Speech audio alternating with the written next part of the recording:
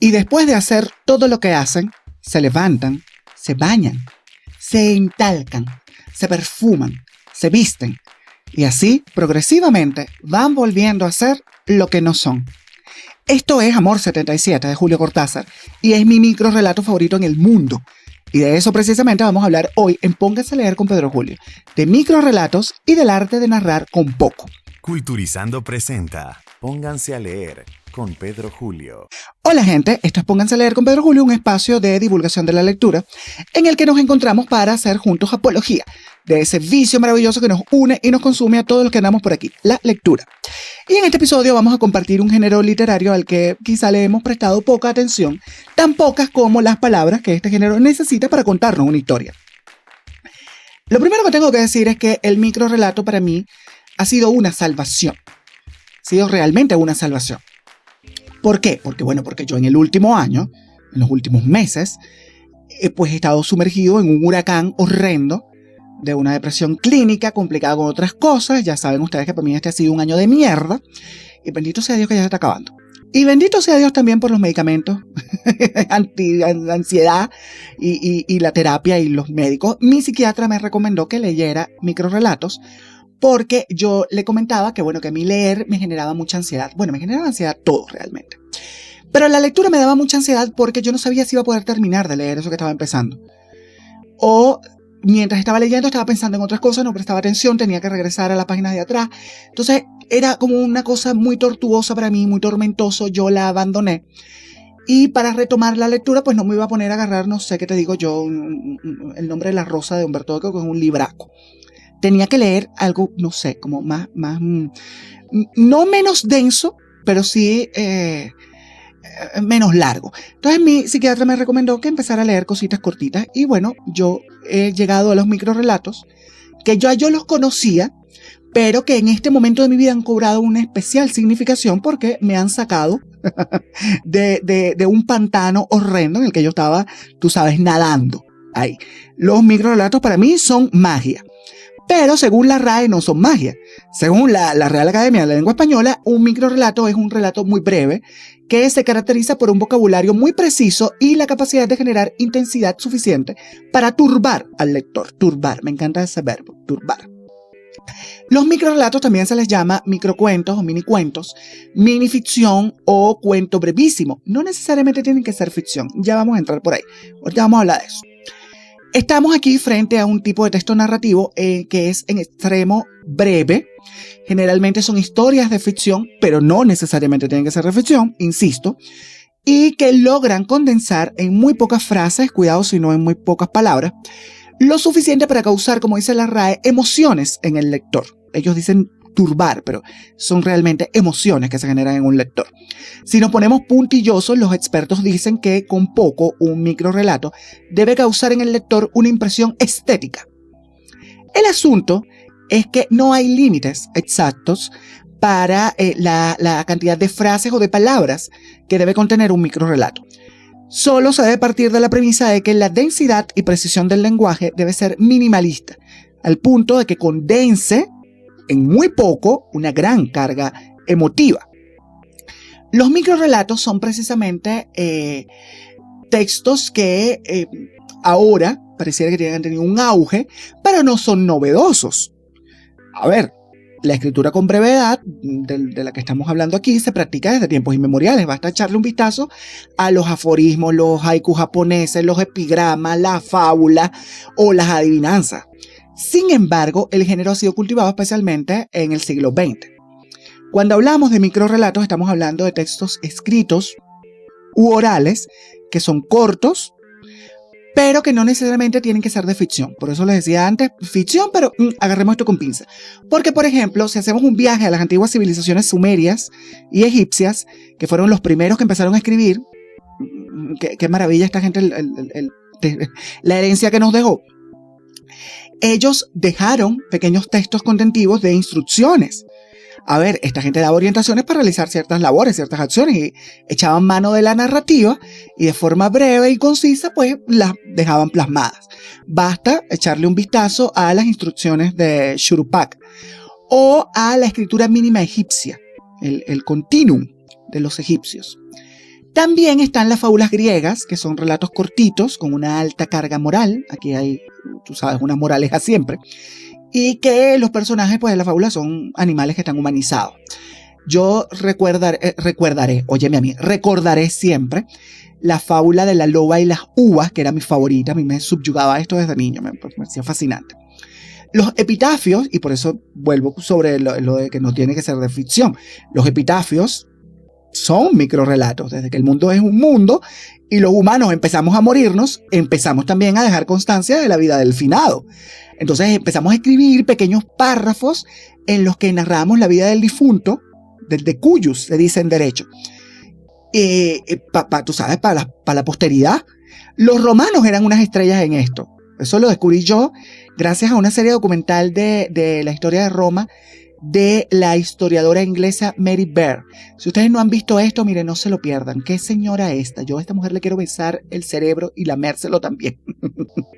Cuánta brillantez en un ser humano, por Dios.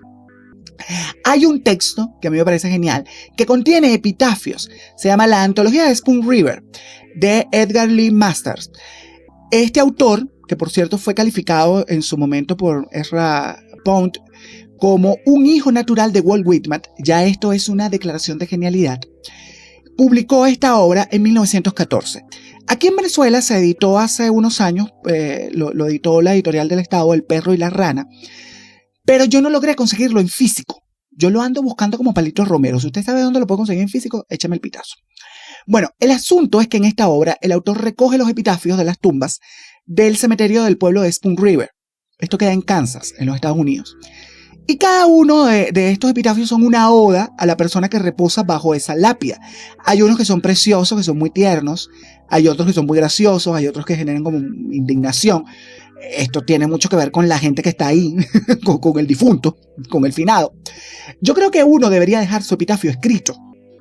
O al menos conversarlo con alguien. Para que no le vayan a poner a uno las generalidades esas que le ponen a uno ahí. Mira, mi abuela, cuando vio el final acercarse, Mati, que era una tipa genial, yo siempre diré que me quiero morir como mi abuela. Mi abuela se murió tranquila con ella misma. O sea, ella estaba en paz con ella misma. Y yo creo que eso tiene que ver con la certeza de haber tenido una vida plena, de haber hecho lo que uno quería hacer y de haberse vacilado el asunto. Entonces, Mati, por ejemplo, a mí me dijo en una oportunidad, mira, Pedro Julio, ni se te ocurra que me van a poner en la lápida madre, esposa, abuela, nada de eso. O sea, yo hice cosas en mi vida más edificantes que eso, no me vayan a estar poniendo esa cuestión. Entonces la gente va a ver que, ay, mira, tan bonita la viejita. Se murió desde 96 años y era madre, esposa y abuela. Mi abuela así como que, no, yo hice más cosas que eso. Y es verdad, porque al final te inmortalizan como eso, como si no hubieras hecho algo más. También tenemos entre los antecedentes del microcuento los grafitis, que los romanos eran muy suyos. Volvemos con ellos siempre para pintar grafitis. Los egipcios también dejaron grafitis por ahí. Otro antecedente del microrelato es la parábola, especialmente las parábolas de Jesús en el Nuevo Testamento de la Biblia católica, de la Biblia cristiana.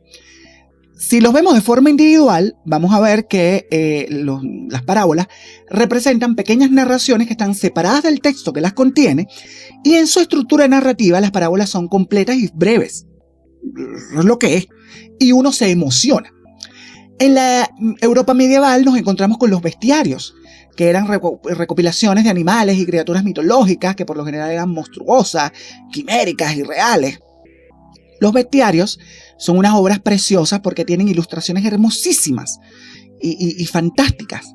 De aquí tenemos la imagen, por ejemplo, del unicornio.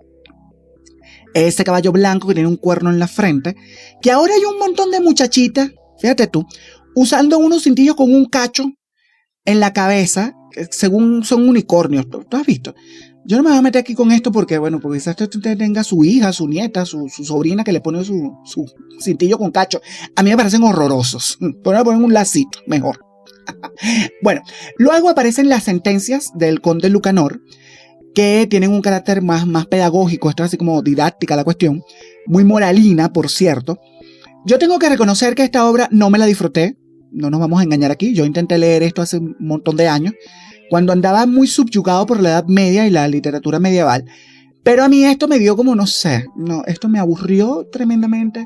Era como un sin vivir y lo abandoné. Pero como decíamos antes, en el siglo XX, el género del microrrelato cobra notoriedad. Empieza a ser cultivado por algunos de los autores más prodigiosos del mundo y los microrrelatos se ponen de moda, ¿sabes? O sea, vuelven a estar así como en el tapete. Esto es comprensible porque vamos a pensar, ¿a quién no le gusta descubrir una nueva historia en muy pocas frases? Es decir, te toma muy poco tiempo deslumbrarte, maravillarte y quedarte reflexionando en torno a eso que has leído. Por lo menos para mí es una aventura poder leer algo rápidamente y que en poco tiempo yo pueda tener un panorama que se autoconcluye. Por ejemplo, si uno lee Ángeles, de la escritora española Espido Freire, se encuentra uno con esto. A ver, se lo voy a leer. Dice: apostados cada uno en una esquina de la cama, le veían cada noche rezar y dormir. Una vez quisieron mostrarse. El niño rompió a gritar y su madre trató de convencerle de que los monstruos no existían. Ellos bajaron la cabeza avergonzados y ocultaron su fealdad tras sus alas. Es un texto cerrado, es decir, esto arranca, tiene un nudo, termina de manera asombrosa y eso es precisamente uno de los requisitos esenciales del microrrelato, la autoconclusión. Algunas características del microrrelato son, por ejemplo, que debe cultivarse la brevedad. Ya hemos hablado de esto. Es importante que la historia sea narrada con una extensión mínima. Hay unos que pueden abarcar unas páginas o dos y hay otros que abarcan una línea, como el mítico microrrelato de Augusto Monterroso que se llama El dinosaurio y dice: cuando despertó, el dinosaurio todavía estaba allí. Esto es una obra maestra de la brevedad. Es un texto condensado, minimalista, con muy poco dice muchísimo. Uno se queda pensando, el dinosaurio, ¿pero qué dinosaurio es? ¿Y dónde estaba este hombre durmiendo? O esta mujer, ¿quién fue el que despertó? ¿Qué dinosaurio era? Yo me imaginé un tipo de dinosaurio, pero ustedes seguro... Yo imaginé unos dinosaurios como los de Jurassic Park porque, bueno, yo fui un niño en los 90 y mi referencia al dinosaurio es lo que sale en Jurassic Park, en la primera. Pero luego ya ustedes se pueden imaginar cualquier otra cosa. Yo tengo un amigo que se imaginaba un dinosaurio de los que vuela. Yo decía, pero ahí no dice que vuela. Bueno, pero ¿dónde dice que era que estaban en la Tierra? Y es cierto, esto da para pensar. Otra característica del microrrelato es la intertextualidad, que es decir que en el microrrelato hay una referencia a otros textos. Y esto permite establecer una red de significados presupuestos. El lector hace uso de esto para relacionarse con la lectura, porque nos permite jugar con los personajes. Por ejemplo, en Carta del enamorado del español Juan José Millás, dice: hay novelas que aún sin ser largas no logran comenzar de verdad hasta la página 50 o la 60. A algunas vidas les sucede lo mismo. Por eso no me he matado antes, señor juez. O sea, es imposible leer esto y desde las primeras palabras empezar a pensar en una novela específica, luego en alguien, ponerle nombre a la vida de ese narrador, porque uno conoce a alguien que quizás, pobrecillo, empezó a vivir a los 50, y luego pensar en las circunstancias que pudieron haber llevado a ese alguien que aparentemente ha intentado quitarse la vida, según lo que yo entendí, pero puede que no. ¿Qué es lo que hace frente a un juez? ¿Ese juez era terrenal o era divino? No lo sabemos, el autor no lo dice, pero siembra en nosotros las semillas necesarias para que crezcan 1000 hipótesis en la cabeza del lector. Por cierto, Juan José Millás es uno de mis narradores contemporáneos predilectos. Este hombre es la gloria. Y tiene un libro que se llama Sombra sobre Sombra, que son unos cuentos fantásticos. Es oro molido. Además yo lo tengo, hay que presumir lo que uno tiene en la biblioteca. Yo lo tengo en una edición preciosa de tapa dura, con sobrecubierta, con papel del bueno. Yo compré ese libro usando un bono que le daban a mi mamá en la Biblioteca Nacional de Venezuela para que comprara libros. Y mi mamá lo compartía conmigo en una época y luego me lo regalaba intacto. Me lo daba intacto para que yo me lo gastara. Lo único que me decía mi mamá era, úsalo con responsabilidad. Cuidado con lo que vas a comprar. Era fantástico eso. Esto tiene mucho que ver con la siguiente característica del microrrelato, que exige un lector activo, un lector responsable. El lector tiene que tener la responsabilidad de participar en el desenvolvimiento del misterio y que no se conforme únicamente con recibir información pasivamente que le comparte el autor. El lector debe hacer un esfuerzo para entender lo que se está contando.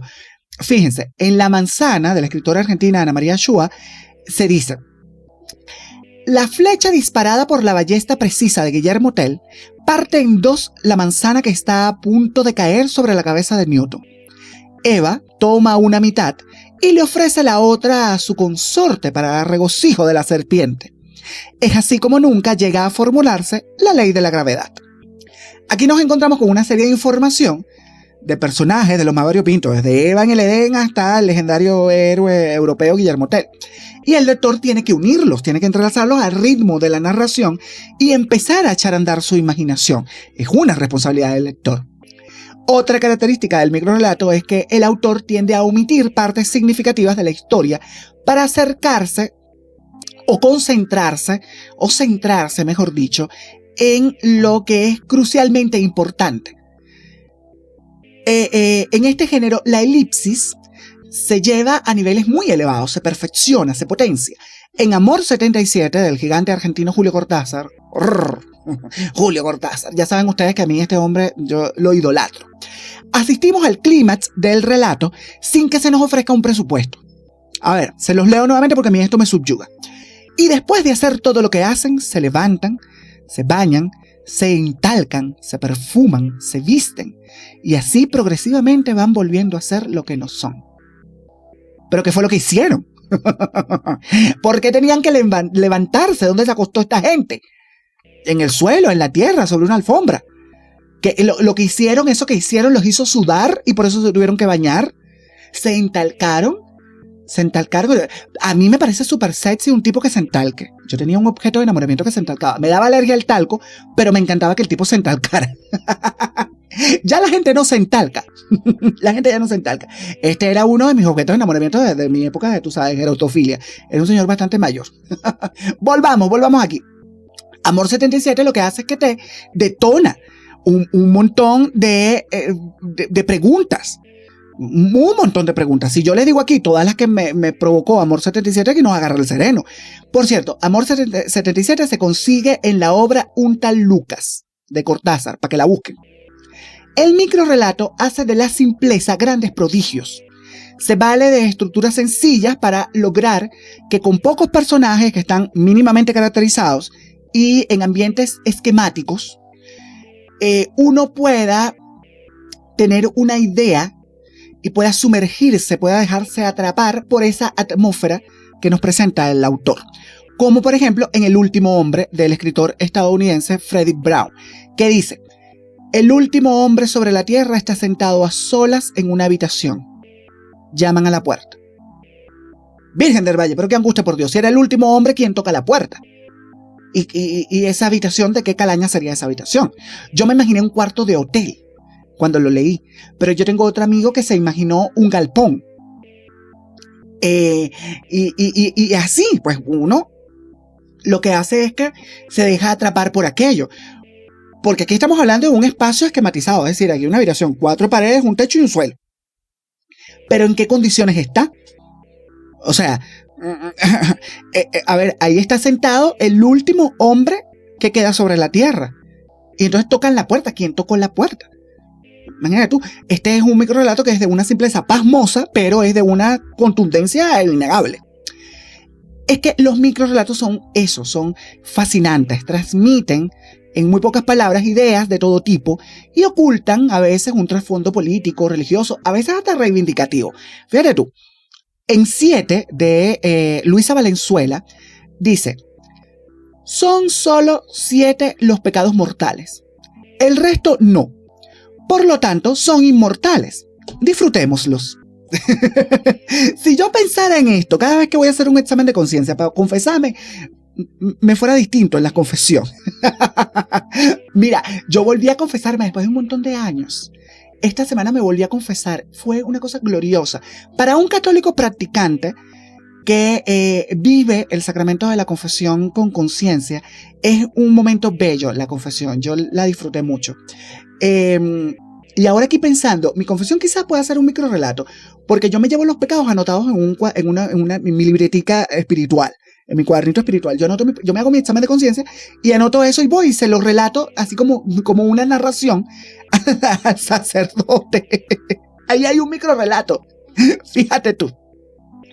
Bueno, los microrelatos no son solo historias breves, son una extensión del pensamiento del autor. Y ese pensamiento nos lleva a una reflexión, tiene que llevarnos a una reflexión, si no, no consiguió lo que quería. Al microrelato se le siente cercano al poema, al aforismo, a la adivinanza que ya decíamos antes, y también al chiste. Para algunos autores, el microrelato representa una reconfiguración de la escritura. El género del microrelato está gozando, aparte del interés de los lectores, del interés también de los académicos, de los críticos, que ya sabemos nosotros que esto es un grupo de gente muy repimpollosa. Que todo le huele, nada le... No, ¿cómo es la cosa? Que todo le hiede, nada le huele. En las últimas décadas del siglo XX y en las que van del siglo XXI, ha aumentado el número de publicaciones de microrelatos y han creado hasta premios para galardonar a los creadores de microrelatos. Y esos creadores precisamente son los que han garantizado la exposición del género. Por ejemplo, Jorge Luis Borges y su gran amigo Adolfo Bioy Casares publicaron en 1955 los cuentos breves y extraordinarios. En esta antología encontramos relatos cortitos desde 2 líneas hasta otro un poquito más extenso de 2 páginas. Y estos textos que recogieron Borges y Bioy Casares van desde autores griegos, latinos, egipcios, franceses, españoles, árabes, como por ejemplo Ahmed el-Ilberlichi.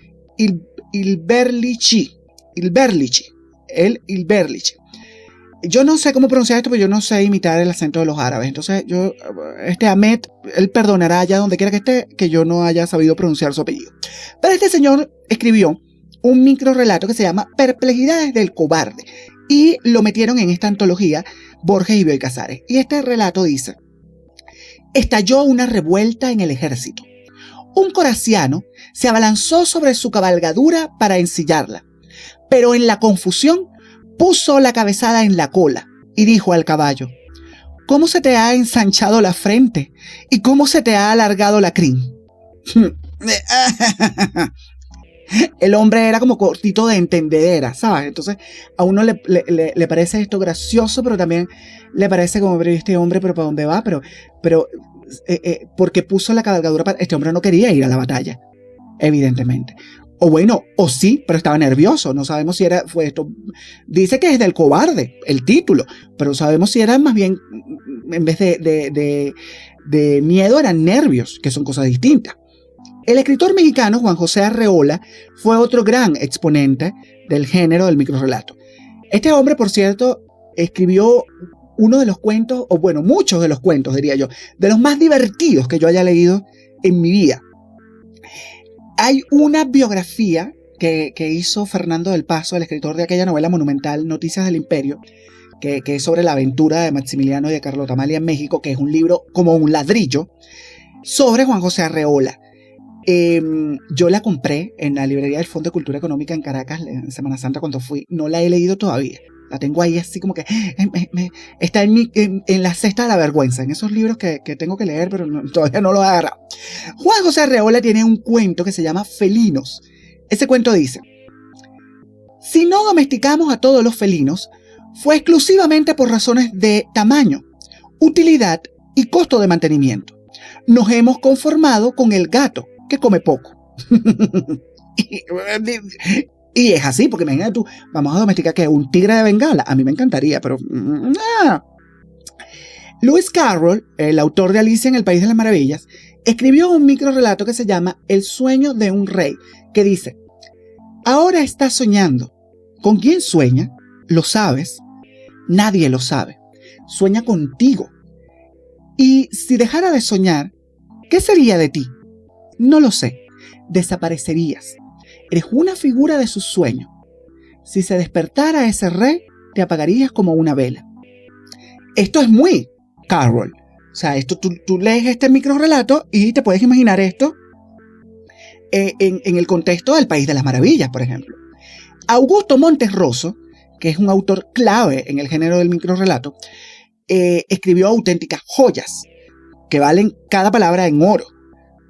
Ya hablamos y les leía yo El dinosaurio, que es quizá el microrelato de Montes Rosso más conocido, pero por ejemplo está El mundo, que dice: Dios todavía no ha creado el mundo, solo está imaginándolo, como entre sueños.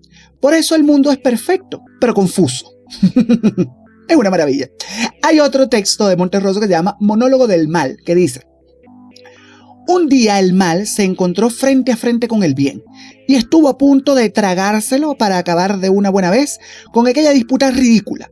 Pero al verlo tan chico, el mal pensó: esto no puede ser más que una emboscada. Pues si yo ahora me trago al bien, que se ve tan débil, la gente va a pensar que hice mal. Y yo me encogeré tanto de vergüenza que el bien no desperdiciará la oportunidad y me tragará a mí, con la diferencia de que entonces la gente pensará que él sí hizo bien, pues es difícil sacarla de sus moldes mentales, consistentes en lo que hace el mal, está mal, y lo que hace el bien, está bien. Así, el bien se salvó una vez más. Es una cosa cortita, pero que, insisto, sobre una de las características que hablamos, que traspola el pensamiento del autor y nos lleva también a una reflexión. Monterroso tiene otro microrrelato que es brillante, que se llama Aforismos, que dice: los enanos tienen una especie de sexto sentido que les permite reconocerse a primera vista. Ya sé, va a saltar más de uno aquí con un grito de que eso es políticamente incorrecto y es ofensivo y toda la letanía esta de argumentos que se esgrimen para defender el cuero del gatito que hay ahora y la falta de humor y todo lo que quieran, pero a mí este texto de Augusto Monterroso me parece sencillamente fantástico. Yo pasé semanas riéndome de esto. Yo descubrí a Monterroso gracias a mi profesora de castellano y literatura de quinto año de bachillerato, una señora que se llamaba, no se puede perder la pista, Ana Rosa de Silva.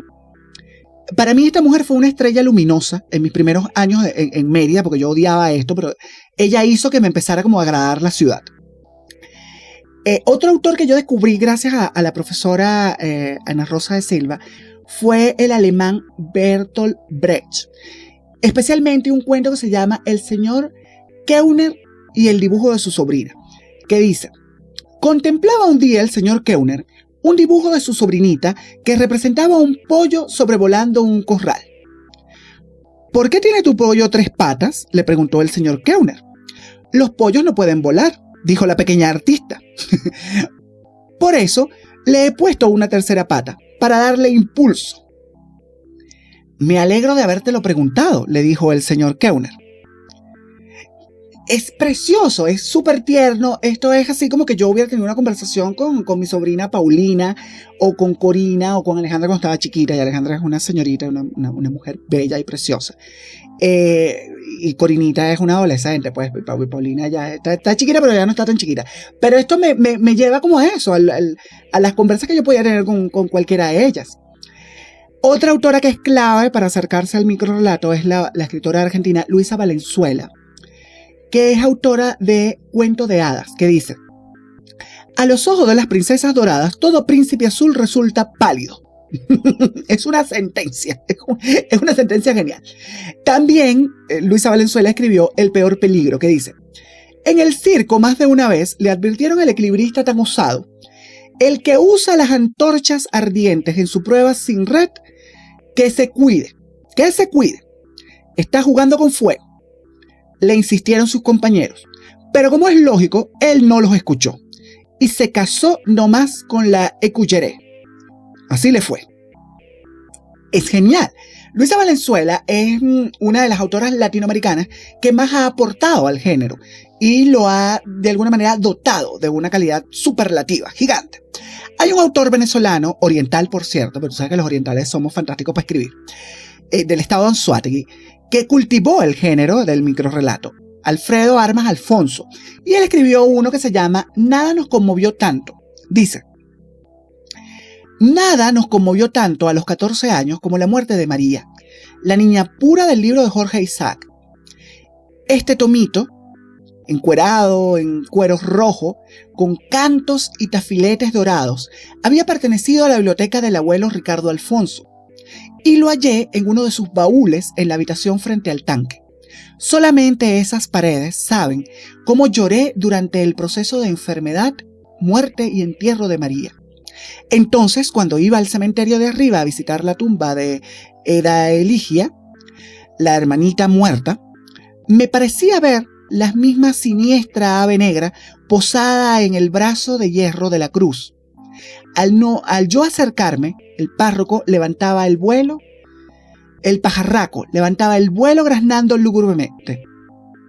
Mi mayor felicidad entonces hubiera consistido en que la tuberculosis acabara con la hija de Narciso Blanco, pero los Blanco eran tradicionalmente una familia de gente sana.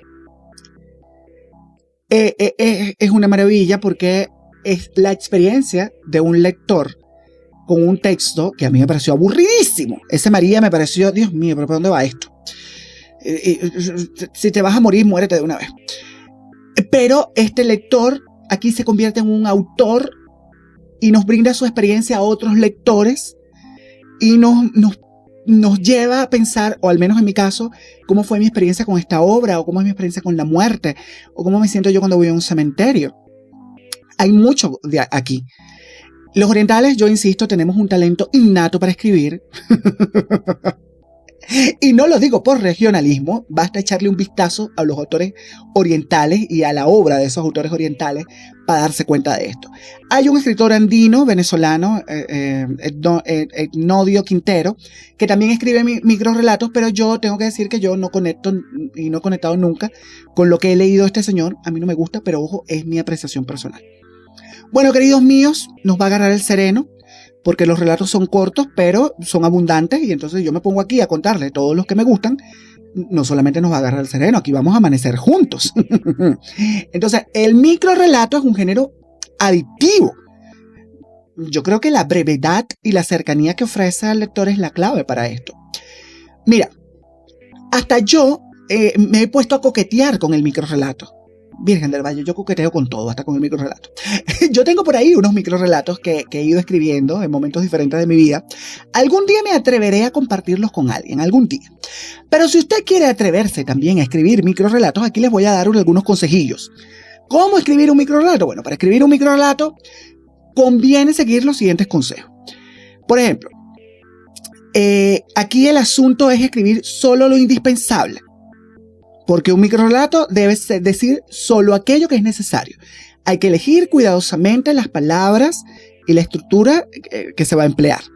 La otra es que eche en mano de la ambigüedad. Es fundamental que en el texto pues se le permita al lector interpretar con múltiples sentidos lo que está leyendo, de manera que pueda jugar con ese doble sentido. En un microrelato, caer en los lugares comunes es un pecado capital.